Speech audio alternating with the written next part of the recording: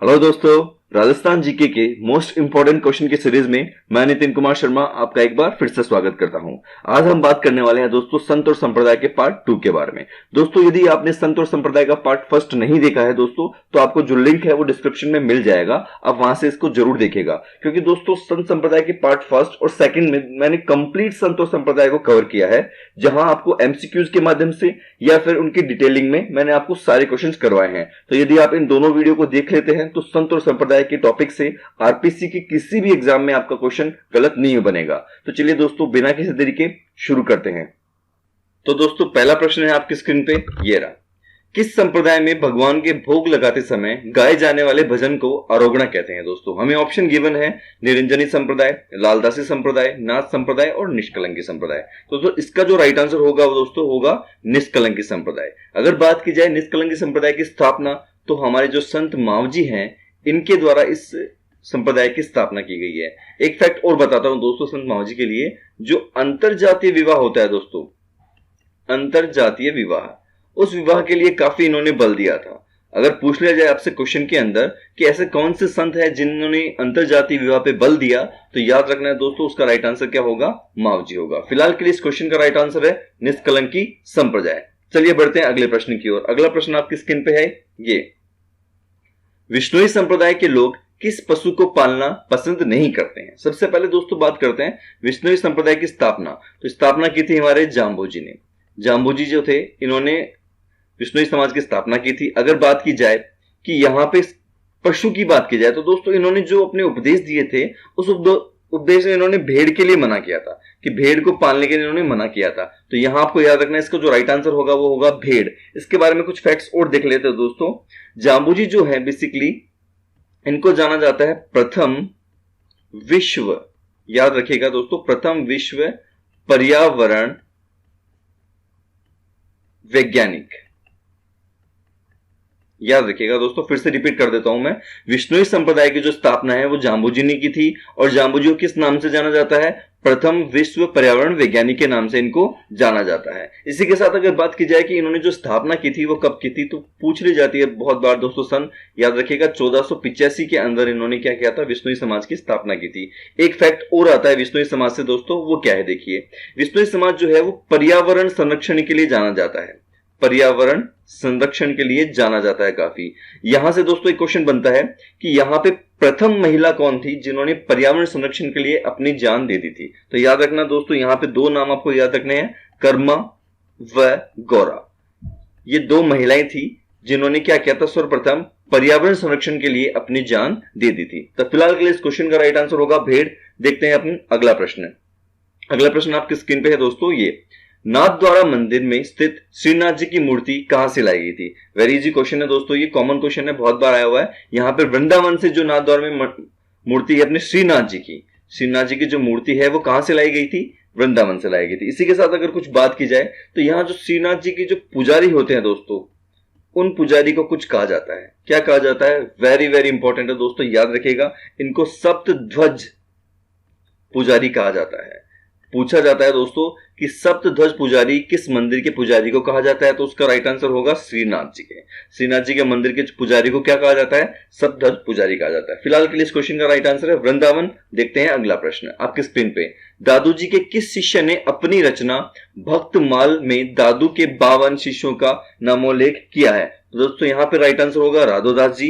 राधोदास जी जो शिष्य थे दादू जी के, इन्होंने क्या किया था? अपनी रचना भक्तमाल में दादू के 52 शिष्यों का इन्होंने उल्लेख किया था। साथ में एक चीज और बता दो दोस्तों कि जो दादू जी हैं इनके द्वारा जो संप्रदाय की या पंथ की स्थापना की थी दादू पंथ था, और इनमें जो 52 शिष्य थे इनके, उन 52 शिष्यों को क्या कहते हैं दोस्तों?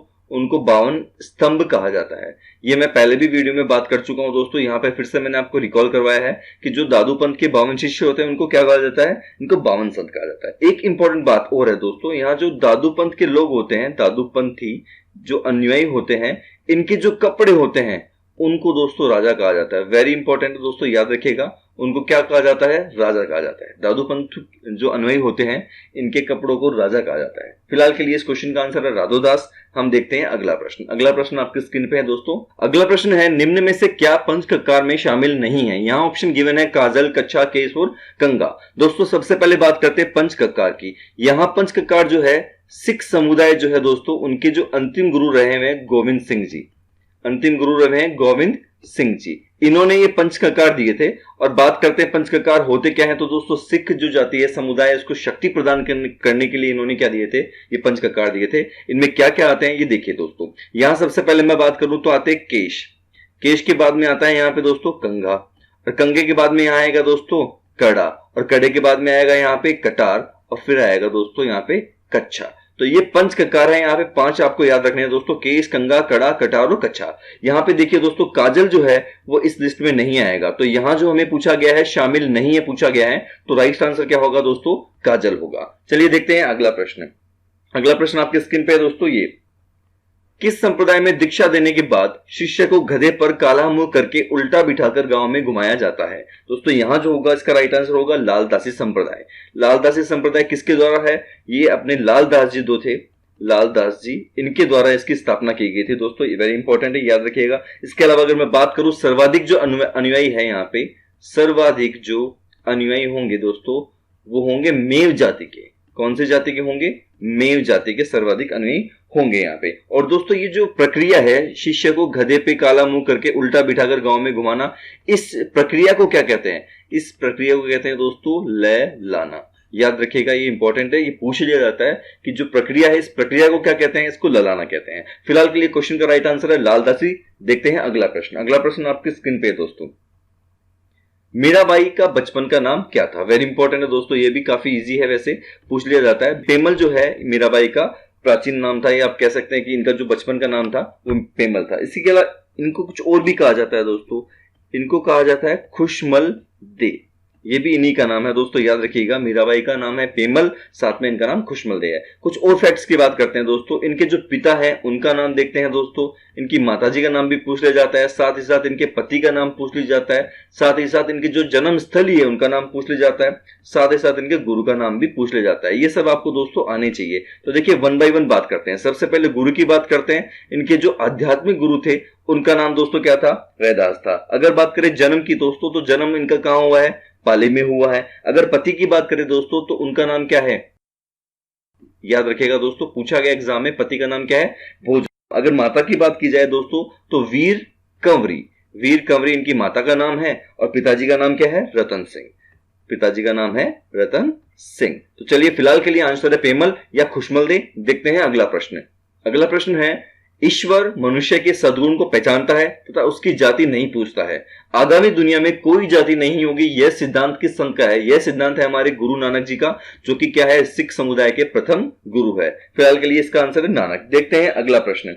अगला प्रश्न आपके स्क्रीन पे है दोस्तों, किस संत के चमत्कारों से प्रभावित होकर सुल्तान सिकंदर लोदी ने उन्हें जागीर प्रदान की? तो यहां दोस्तों आंसर हो जाएगा जसनाथ जी, जिन्होंने जसनाती संप्रदाय की स्थापना की थी। इस क्वेश्चन का राइट आंसर होगा जसनाथ जी। देखते हैं अगला प्रश्न। अगला प्रश्न है, गुदर संप्रदाय के प्रवर्तक कौन थे? तो संत दास जी जो है अपने, संत दास जी, ये क्या है दोस्तों? गुदर संप्रदाय के प्रवर्तक है। इन्होंने ही गुदर संप्रदाय की स्थापना की थी। तो इसका आंसर होगा संत दास जी। देखते हैं हम अगला प्रश्न। अगला प्रश्न है, मारवाड़ में निम्बार्क संप्रदाय को किस नाम से जाना जाता है? दोस्तों यहां ऑप्शन गिवन है हमें, निमावत, निमोनी, निबरी और जामवत। दोस्तों इसका जो राइट आंसर है वो है निमावत। इस निमावत को ही दोस्तों मारवाड़ के अंदर किस नाम से जाना जाता है? निम्बार्क संप्रदाय के नाम से जाना जाता है। देखते हैं यहाँ पे इसकी जो मुख्य पीठ है दोस्तों वो कहाँ स्थित है? तो देखिए मुख्य पीठ स्थित है आपकी सलेमाबाद में। सलेमाबाद में यहाँ पे इसकी मुख्य पीठ स्थित है। चलिए देखते हैं अगला प्रश्न। अगला प्रश्न आपके स्क्रीन पे है दोस्तों, लोद्रवा प्रसिद्ध है। बिल्कुल लोद्रवा प्रसिद्ध है जैनियों के लिए दोस्तों। यहाँ पे जैनीय है, जैन समुदाय जो है उन्हीं के लिए लोद्रवा प्रसिद्ध है। अगला प्रश्न देखते हैं दोस्तों आपके स्क्रीन पे, ये रहा। विष्णुई जाति के लोग किस वृक्ष की पूजा करते हैं? वेरी कॉमन क्वेश्चन है दोस्तों, आपको पता होगा ये खेजड़ी की पूजा करते हैं। और यहाँ पे जो शमी है इसी को क्या कहा जाता है दोस्तों? इसी को खेजड़ी कहा जाता है। तो फिलहाल के लिए इस क्वेश्चन का राइट आंसर है शमी। यहाँ कुछ और फैक्ट्स की बात करते हैं दोस्तों। शमी के कुछ नाम है, देखिए दोस्तों, यहाँ इसको खेजड़ी भी कहा जाता है, अगर वानस्पति नाम की बात की जाए तो दोस्तों वेरी इंपॉर्टेंट है, पूछा जाता है प्रोसोपिस सिनेरेरिया। सिनेरेरिया ये इसका वानस्पतिक नाम है। बहुत बार आपके ज्योग्राफी में पूछा जाता है दोस्तों यहाँ पे कि खिचड़ी का जो वानस्पतिक नाम है वो क्या है, तो याद रखना है प्रोसोपिस सिनेरेरिया इसका वानस्पतिक नाम होगा। इसके अलावा अगर बात की जाए दोस्तों यहाँ जो अपनी लोकल लैंग्वेज जो होती है उसके अंदर इसको क्या कहा जाता है, उसमें इसको दोस्तों कहा जाता है जाटी कहा जाता है। अगर मैं बात करूं खिचड़ी के फल की या फूल की तो इंपॉर्टेंट है दोस्तों, आपको याद रखना है इसके जो फल होते हैं इसके फल को कहा जाता है सांगरी, और जो फूल होता है दोस्तों उसको कहा जाता है मिंजर, उसको कहा जाता है मिंजर। फिर से रिपीट कर देता हूं एक बार में दोस्तों, समी जो है खिचड़ी, प्रोसोपिस सिनेरेरिया, जाटी ये एक इसी के उपनाम है। साथ में अगर बात करें फल की तो सांगरी ये फल होता है, और फूल अगर बात की जाए तो फूल होता है मिंजर। इसी के साथ अगर जो इसके चारे की बात की जाए, जो बकरी को डाला जाता है तो दोस्तों वो क्या कहलाता है, वो कहलाता है लूम। तो फिलहाल के लिए क्वेश्चन का राइट आंसर होगा समी। देखते हैं अगला प्रश्न। अगला प्रश्न आपकी स्क्रीन पे है दोस्तों, ये रहा। चरणदासी पंथ के संत राम रूप जी का थान पानों की दरीबा कहां स्थित है? दोस्तों यह स्थित है हमारे जयपुर के अंदर। तो इस क्वेश्चन का राइट आंसर होगा जयपुर। बढ़ते हैं अगले प्रश्न की ओर। अगला प्रश्न आपकी स्क्रीन पे है दोस्तों, ग्रंथ रैदास की पर्ची के रचयिता संत रैदास के गुरु कौन थे? बिल्कुल रामानंद जी जो है वो गुरु थे किनके? रैदास जी के। तो यहां इस क्वेश्चन का जो राइट आंसर होगा दोस्तों वो हो जाएगा रामानंद जी। देखते हैं अगला प्रश्न। अगला प्रश्न है, दादू जी के किस शिष्य ने ज्ञान समुद्र व ज्ञान सवैया सुंदर विलास नामक ग्रंथ रचे? तो यहां पे दोस्तों राइट आंसर हो जाएगा सुंदरदास जी। सुंदरदास जी ने क्या किए थे दोस्तों? ज्ञान समुद्र और ज्ञान सवैया नामक ग्रंथ रचे थे। बढ़ते हैं अगले प्रश्न की ओर। अगला प्रश्न आपके स्क्रीन पे है दोस्तों, ये रहा। राम स्नेही संप्रदाय का प्रार्थना स्थल या पूजा स्थल जहां गुरु का चित्र रखा जाता है क्या कहलाता है? दोस्तों इस क्वेश्चन के बारे में पहले वीडियो में भी बात कर चुका हूं। ये राइट आंसर क्या होगा? रामद्वारा होगा। तो इस क्वेश्चन का आंसर है रामद्वारा। बढ़ते हैं हम अगले प्रश्न की ओर। अगला प्रश्न आपकी स्क्रीन पे है दोस्तों, निम्न में से कौन से संत जाति से रैगर थे व जूते सिलने का कार्य क्या करते थे? बिल्कुल ये संत रैदास जी की यहां बात की जा रही है दोस्तों। संत रैदास जी थे, वो जाति से रैगर थे और जूते सिलने का काम किया करते थे। अगर पूछा जाए कि ये कहां थे, बेसिकली कहां के थे, तो ये बिल्कुल दोस्तों ये काशी से बिलोंग करते थे। देखते हैं अगला प्रश्न। अगला प्रश्न आपकी स्क्रीन पे है दोस्तों, देखिए।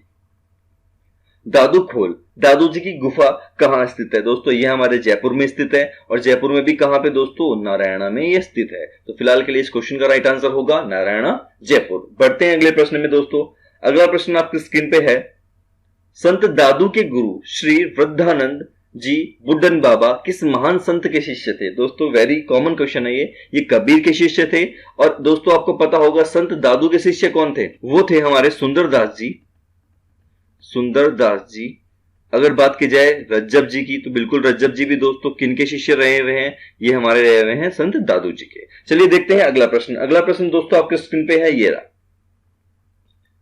निम्नलिखित संतों में से किसने अपने लेखन में मेवाती बोली का प्रयोग नहीं किया? तो दोस्तों ये हमारे जो सुंदरदास जी हैं इन्होंने मेवाती बोली का प्रयोग नहीं किया है। साथ ही साथ अगर मैं बात करूं दोस्तों तो नागा जो पंथ है, नागा पंथ है, उनके संस्थापक भी कौन है दोस्तों? सुंदरदास जी। उनके संस्थापक भी सुंदरदास जी हैं। इसी के साथ अगर बात की जाए दोस्तों एक पॉइंट और इनके लिए, सुंदरदास जी को कहा जाता है संत फतेहपुरिया। संत फतेहपुरिया दोस्तों क्यों कहा जाता है? इसके पीछे का रीजन देखिए। इसलिए कहा जाता है दोस्तों इनका जो कार्य क्षेत्र था, या मैं कहूं इन्होंने सर्वाधिक जो कार्य किए थे दोस्तों वो किए थे फतेहपुर में। फतेहपुर में करने के कारण इनको क्या कहा जाता है? संत फतेहपुरिया कहा जाता है। चलिए देखते हैं हम अगला प्रश्न। अगला प्रश्न आपकी स्क्रीन पे है दोस्तों, राजस्थान का नरसिंह किसे कहा जाता है? वेरी इंपॉर्टेंट क्वेश्चन है दोस्तों, वेरी वेरी इंपॉर्टेंट पूछा गया है ये दोस्तों, याद रखिएगा। ये जो कवि दुर्लभ जी है हमारे, इन्हीं को राजस्थान का क्या कहा जाता है? नरसिंह कहा जाता है। तो इस क्वेश्चन का राइट आंसर क्या होगा दोस्तों? कवि दुर्लभ जी होगा। बढ़ते हैं अगले प्रश्न की ओर। अगला प्रश्न है, राजस्थान में उंदरिया पंथ किन में प्रचलित है? दोस्तों यह है हमारे भीलों में प्रचलित है। याद रखिएगा उंदरिया पंथ जो है सबसे ज्यादा प्रचलित कहां है दोस्तों? भील जाति के अंदर प्रचलित है। तो इस क्वेश्चन का जो राइट आंसर होगा वो होगा भील। देखते हैं दोस्तों अगला प्रश्न। अगला प्रश्न आपकी स्क्रीन पे है दोस्तों, भारतीय डाक विभाग द्वारा किस संत की स्मृति में 8 नवंबर 1997, दोस्तों डेट याद रखिएगा, 8 नवंबर 1997 को 2 रुपए का डाक टिकट जारी हुआ। तो हमारे जो संत सुंदरदास जी है दोस्तों, इन्हीं के लिए क्या किया गया है? इन्हीं के ऊपर एक 2 रुपए का डाक टिकट जारी किया गया है। कुछ अगर फैक्ट्स की बात करें दोस्तों तो यहां इनके द्वारा 48 ग्रंथ की रचना की गई थी दोस्तों, याद रखिएगा 48 ग्रंथों की क्या की गई थी? रचना की गई थी सुंदरदास जी के द्वारा। अगर बात की जाए तो इनके जो शिष्य थे ना दोस्तों, इन्हीं के शिष्य कौन है? रामदास जी। इनका नाम आपने बेशक सुना होगा दोस्तों, इसी जनरेशन में थे ये। संत सुंदरदास जी है, इनके शिष्य कौन है? संत रामदास जी। चलिए बढ़ते हैं अगले प्रश्न की ओर। अगला प्रश्न आपकी स्क्रीन पे है दोस्तों। गुरु दीक्षा, डोली पहल एवं थापन संस्कार का संबंध निम्न में से किस संप्रदाय से है? तो यहां दोस्तों राइट आंसर होगा विश्नोई संप्रदाय। विश्नोई संप्रदाय बिल्कुल, यहां जो गुरु दीक्षा है, डोली पहल और थापन जो संस्कार किए जाते हैं, ये विश्नोई समाज के संस्कार है। तो यहां इस क्वेश्चन का राइट आंसर होगा विश्नोई। देखते हैं दोस्तों अगला प्रश्न। अगला प्रश्न आपके स्क्रीन पे है। 84 वैष्णवों की वार्ता एवं 52 वैष्णवों की वार्ता ग्रंथ किस संप्रदाय से संबंधित है? ये दोस्तों हमारे वल्लभ संप्रदाय से संबंधित है, जो कि इनका मुख्य मंदिर कहां बना हुआ है दोस्तों? इनका मुख्य मंदिर बना हुआ है राजसमंद में। चलिए फिलहाल के लिए इस क्वेश्चन का राइट आंसर है वल्लभ। देखते हैं अगले प्रश्न की ओर। अगला प्रश्न आपकी स्क्रीन पे। अणुभाष्य लिखकर शुद्धाद्वैत दर्शन का प्रतिपादन किसने किया? दोस्तों ये हमारे वल्लभाचार्य जो है, वल्लभ संप्रदाय के जो स्थापक हैं, संस्थापक हैं, इन्होंने ही अणुभाष्य और शुद्धाद्वैत दर्शन का प्रतिपादन किया है। तो फिलहाल के लिए इस क्वेश्चन का राइट आंसर होगा वल्लभाचार्य। बढ़ते हैं अगले प्रश्न की ओर। अगला प्रश्न आपकी स्क्रीन पे है दोस्तों। ईश्वर की कृपा के लिए वल्लभ संप्रदाय किस शब्द का प्रयोग करता है? दोस्तों यह करता है पुष्टि शब्द का प्रयोग। ईश्वर की कृपा के लिए वल्लभ संप्रदाय जो है, यह पुष्टि शब्द का क्या करता है? प्रयोग करता है। तो इस क्वेश्चन का राइट आंसर होगा दोस्तों पुष्टि। चलिए बढ़ते हैं अगले प्रश्न की ओर। अगला प्रश्न है, वांगड़ की मीरा कहे जाने वाली गौरीबाई का जन्म राजस्थान के किस जिले में हुआ है? दोस्तों यहां हमें ऑप्शन दिए हैं डूंगरपुर, झालावाड़, सिरोही, पाली। तो राइट जो आंसर होगा दोस्तों वो होगा डूंगरपुर, क्योंकि गौरीबाई का जन्म कहां हुआ है? डूंगरपुर में हुआ है। दोस्तों यहां जो वांगड़ दिया हुआ गया है, इसके देखिए आप, यहां दो शब्द है दोस्तों, एक तो है बांगड़, एक है वांगड़। तो दोस्तों यहां बिल्कुल कंफ्यूज नहीं होना है। जो बांगड़ होगा वो शेखावाटी क्षेत्र होगा, और अगर बात की जाए वांगड़ क्षेत्र की, उदयपुर और बांसवाड़ा। याद रखना है दोस्तों, इंपॉर्टेंट है ये, काफी बार पूछ लिया जाता है, कंफ्यूज नहीं होना है आपको। चलिए देखते हैं, फिलहाल के लिए इसका आंसर है डूंगरपुर। अगले प्रश्न में बढ़ते हैं। अगला प्रश्न आपकी स्क्रीन पे है दोस्तों, ये रहा। डीडवाना के पास तिखी डूंगरी पर कठिन तपस्या कर निरंजनी संप्रदाय चलाने वाले संत थे। तो दोस्तों यह हमारे संत थे हरिदास जी। हरिदास जी इसका राइट आंसर होगा। अगर इनकी बात की जाए तो इनका जो मूल नाम है दोस्तों वो हरि सिंह सांखला है। दोस्तों याद रखिएगा, इनका मूल नाम हरि सिंह सांखला है। अगर पूछ लिया जाए कि किसके कहने पे ये संत बने थे, तो दोस्तों याद रखना है आपको हड़बूजी। हड़बूजी जो है हमारे पंच पीर जो है हड़बूजी सांखला, उन्हीं के कहने पे दोस्तों ये क्या बने हैं? संत बने। आप उस सांखला से आपको याद रखना थोड़ा सिमिलर है दोस्तों, रिलेट कर सकते हैं, दोनों सांखला है। तो सांखला के कहने पे ये क्या बने थे? संत बने थे। और एक इंपॉर्टेंट फैक्ट और है दोस्तों कि ये प्रारंभ में क्या थे दोस्तों? ये थे डाकू। प्रारंभ में डाकू कौन से संत थे? हरिदास जी थे। इसके अलावा अगर मैं बात करूं कलयुग का वाल्मीकि, कलयुग का वाल्मीकि दोस्तों इंपॉर्टेंट है, याद रखिएगा। कलयुग का वाल्मीकि किसे कहा जाता है? इन्हीं को कहा जाता है, हरिदास जी को कहा जाता है। अगर पूछ लिया जाए दोस्तों राजस्थान का वाल्मीकि, तो इसका आंसर कुछ और हो जाएगा दोस्तों। राजस्थान का अगर वाल्मीकि पूछा जाए तो याद रखिएगा दोस्तों, कवि जो है अपने कौन से? माघ। ये कवि माघ जो है, इनको राजस्थान का वाल्मीकि कहा जाएगा, जबकि कलयुग का वाल्मीकि कहा जाएगा हरिदास जी को। फिलहाल के लिए इस क्वेश्चन का आंसर है हरिदास जी। देखते हैं दोस्तों अगला प्रश्न। अगला प्रश्न कहता है, मंत्र राज प्रकाश तथा हरि पुरुष जी की वाणी किस संत के उपदेशों का संग्रह है? दोस्तों याद रखिएगा, ये जो हमारे संत हरिदास जी जो हैं, इन्हीं के द्वारा मंत्र राज प्रकाश और हरि पुरुष जी की वाणी जो लिखी गई है, उसी के अंदर इनके सारे के सारे जो है उपदेश संकलित किए गए हैं। तो फिलहाल के इस क्वेश्चन का राइट आंसर होगा संत हरिदास जी। बढ़ते हैं अगले प्रश्न की ओर। अगला प्रश्न आपकी स्क्रीन पे है दोस्तों, ये रहा। सुंदा माता के मंदिर में स्थित भगवान शिव की मूर्ति किस संप्रदाय की है? दोस्तों वेरी इंपॉर्टेंट क्वेश्चन है ये जो हमारा लकुलिश संप्रदाय है, इस संप्रदाय की मूर्ति है जो अपने सुंदा माता के मंदिर में स्थित है। चलिए बढ़ते हैं अगले प्रश्न की ओर। अगला प्रश्न आपकी स्क्रीन पे है दोस्तों, किस संप्रदाय के साधुओं को विष्णु स्वामी कहा जाता है? वेरी इंपॉर्टेंट है दोस्तों, याद रखिएगा। जो निम्बार्क संप्रदाय है हमारा, इसी के जो साधु होते हैं उनको क्या कहा जाता है? विष्णु स्वामी कहा जाता है। तो इस क्वेश्चन का राइट आंसर होगा निम्बार्क संप्रदाय। अगला प्रश्न आपके स्क्रीन पे है, कौन सा संप्रदाय श्री संप्रदाय व वैरागी संप्रदाय के नाम से भी जाना जाता है? तो दोस्तों यहाँ बात हो रही है श्री संप्रदाय की और वैरागी संप्रदाय की। तो दोस्तों यहाँ जो रामानंदी संप्रदाय है, ये आपका राइट आंसर होगा। रामानंदी संप्रदाय को ही श्री संप्रदाय और वैरागी संप्रदाय के नाम से जाना जाता है। कुछ फैक्ट्स बात करते हैं दोस्तों। यहाँ पे जो रामानंदी संप्रदाय, इसकी स्थापना की थी रामानंद जी ने। इसकी स्थापना की गई है रामानंद जी के द्वारा। अगर मैं बात करूं दोस्तों, यहाँ पे इनकी जो मुख्य पीठ है वो है गलताजी के अंदर, मुख्य पीठ है आपकी गलताजी जयपुर के अंदर। अगर इसकी स्थापना की बात करें तो संत है एक जिनका नाम है कृष्णदास पैहारी। दोस्तों याद रखिएगा, कृष्णदास पैहारी, ये जो संत हैं इन्हीं के द्वारा किस पीठ की स्थापना की गई है? गलताजी की स्थापना की गई है। मुख्य पीठ यहाँ पे गलताजी है इनकी। अगर बात करें दोस्तों यहाँ पे पैहारी शब्द इंपॉर्टेंट है दोस्तों, याद रखिएगा। ये जो पैहारी शब्द इनके नाम के आगे जुड़ा हुआ है, इसका मतलब ये होता है कि ये केवल और केवल दूध से बने हुए क्या करते थे? उत्पादों का सेवन करते थे। तो फिलहाल के लिए इस क्वेश्चन का राइट आंसर है रामानंदी संप्रदाय। बढ़ते हैं हम अगले प्रश्न की ओर। अगला प्रश्न आपके स्क्रीन पे है दोस्तों। अगला प्रश्न है, जसनाथ जी ने कितने वर्ष की आयु में कतरियासर में जीवन समाधि ली थी? तो दोस्तों यहाँ पे जसनाथ जी की बात हो रही है, उनका जो देहावसन हुआ था या उन्होंने जो अपना देह का त्याग किया था दोस्तों, वो 24 वर्ष की आयु में उन्होंने अपने देह का त्याग किया था। तो फिलहाल के लिए इस क्वेश्चन का राइट आंसर होगा दोस्तों 24 वर्ष। दोस्तों आज का सेशन यही समाप्त करते हैं। एक छोटी सी इंफॉर्मेशन है जो मैं आपके साथ शेयर करना चाहता हूं, वो ये है दोस्तों कि आने वाले हमारे जितने भी सेशन होंगे उनकी सबकी पीडीएफ मैं आपको प्रोवाइड कराऊंगा, और इसके लिए दोस्तों आपको एक लिंक मिलेगा जो कि कहां होगा? डिस्क्रिप्शन में होगा। तो वहां से इसको आपको डाउनलोड करना है, और जब भी आपको समय मिले, जहां भी आप हो, जहां भी आप फ्री रहो, आप इसको जरूर से देखें, ताकि ये जो टॉपिक है, ये आने वाले जितने भी टॉपिक होंगे वो सब आपके क्या हो जाएंगे दोस्तों? अच्छे से हो जाएंगे। आज के लिए बहुत बहुत शुक्रिया, मिलते हैं अगले वीडियो में।